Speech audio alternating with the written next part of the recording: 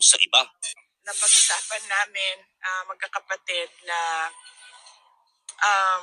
hindi tumanggap ng donation at Andre, gaya pa rin ng dati, talagang nais nila at panawagan nila, mapalaya si dating Pangulong Rodrigo Duterte papauwi dyan sa Pilipinas. Pero hindi lamang demonstrasyon ang ginagawa ng grupong ito nasa likod ko ngayon, hindi nasa labas lamang ng ICC Detention Center, kundi meron din mga kantahan at kainan dito sa parke.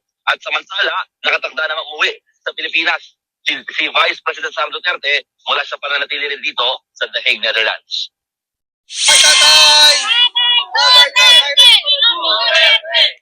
Ipinarinig ni Vice President Sara Duterte sa amang si dating Pangulong Rodrigo Duterte ang ilaw at mga taga-suportang araw-araw nag-aabang sa labas ng ICC Detention Center sa The Hague, Netherlands.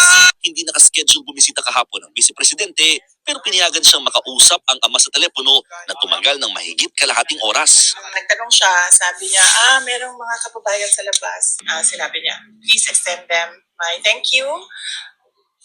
We all hope for the best. And everything I did for my country, whether that statement is acceptable or not. Nababahala raw ang pamilya Duterte at mga doktor nito sa Pilipinas dahil hindi umano pinayagang ipasok ang mga gamot ng dating Pangulo sa loob ng detention center.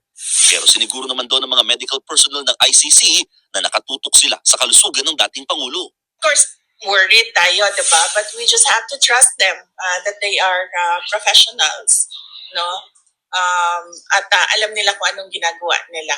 Unlike daw sa Pilipinas at sa Amerika na mahilig magbigay ng gamot ang doktor, dito daw sa Netherlands, hindi daw ganyan yung doktor. Yes, very very conservative sila sa gamot. Ayon kay VP Sara, pabalik na siya ng Pilipinas matapos may sumiti ang kinakailangan dokumento para sa mga tatayong abogado ng kanyang ama. Tiniyak naman niyang galing sa sariling bulsa ang perang ginigastos nila. Dagdag pa niya, hindi na rin nila kailangan pang humingi ng tulong sa iba. Napag-usapan namin magkakapatid na hindi tumanggap ng donation at hindi humingi ng tulong. At kung kailangan man magbenta ng mga gamit, ay yun ang gagawin para magkaroon ng financial support sa aming kailangan gawin dito. Aminado naman ng Vice Presidente na posibleng hindi na makakuha ng hustisya ang ama sa sinapit nito kahit pag gumugulong sa Senado ang investigasyon ni Senator Amy Marcos. Pero sa kabila niyan, maayos pa rin naman daw ang kanyang relasyon sa senadora. Dalawa lang yun, ma'am. It's either nagpa-plastikan kami or it's really beyond friendship. I would like to believe that it's beyond politics already. So I would like to believe it's a friendship beyond politics. Pinag-aaralan din ngayon ni VP Sara ang pakikipag-alyansa sa PDP kung saan chairman ng dating Pangulo para tumulong mangampanya. Pagkaalis siya sa ICC, saka naman dumating ang mag-inang sina Hanilet Avancenia at Veronica Kitty Duterte. Andre, sinabi rin ni VP Sara Duterte na nakatakda sila magsalitang magkakapatid sa pagbabantay at pananatili nga rito sa The Hague. So kung sakaling uuwi, si VP Sara may iwan dito si Kitty at mag-overlap yung pagbisita naman ni Congressman Paulo dito sa lugar. Saka susunod naman si Mayor Baste if ever.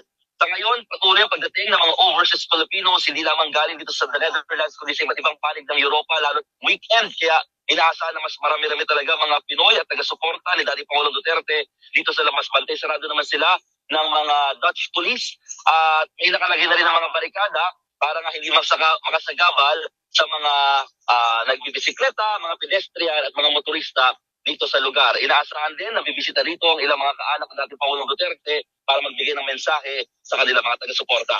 Andre.